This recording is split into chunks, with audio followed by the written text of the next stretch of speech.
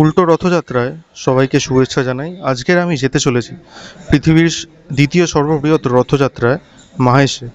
তো কীরকম এক্সপিরিয়েন্স হয় চলো দেখা যাক। আমি প্রথমে মেট্রো করে স্প্ল্যানেডে এসে সেখান থেকে মেট্রো ধরে হাওড়া চলে এলাম। হাওড়া থেকে শেওড়াফুলি লোকাল ধরে পৌঁছে গেলাম রিষড়াতে। রিষড়া পৌঁছে সেখান থেকে একটা টোটো নিয়ে চলে এলাম মন্দিরের কাছে। এই যে দেখো, আমি এসে দেখতে পেলাম যে রথযাত্রা শুরু হয়ে গেছে। জগন্নাথ দেব মাসির বাড়ি থেকে অলরেডি মন্দিরের দিকে আসতে শুরু করে দিয়েছে, অর্ধেক রাস্তা প্রায় চলে এসেছিল। এই যে দেখো, লোকের লোকারণ্য চারিদিকে। আমি মাহেশের রথযাত্রার কথা এর আগে অনেক শুনেছি, কিন্তু বহুদিন ধরে ইচ্ছা ছিল যে আসবো। ফাইনালি আজকের একাই চলে এলাম। এটি হচ্ছে 630 বছরের পুরানো রথযাত্রা। পুরীর পরে সর্ববৃহৎ রথ হচ্ছে মাহেশে। এই রথটি 50 ফুট উঁচু। শোনা যায় এটি শুরু হয়েছিল 1396 সালে। এই যে দেখো, অসাধারণ লাগছিল। নিজেকেও একটু ফ্রেমে রেখে দিলাম।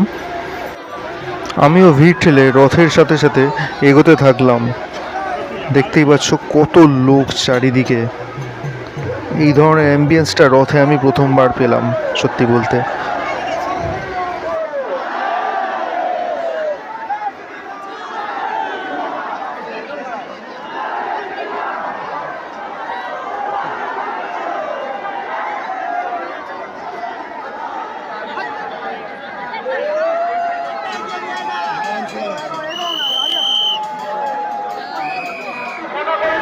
এরপরে ঘোড়াটাকে আস্তে আস্তে নামিয়ে রাখা হচ্ছিল।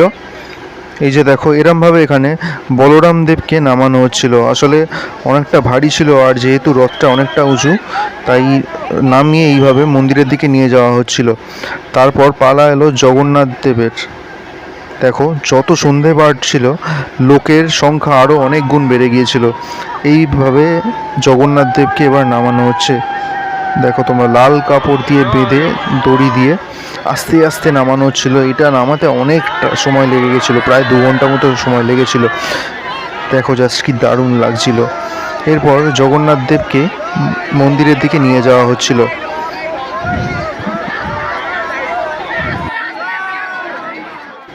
আমিও আস্তে আস্তে তারপর মন্দিরের দিকে এগিয়ে চললাম।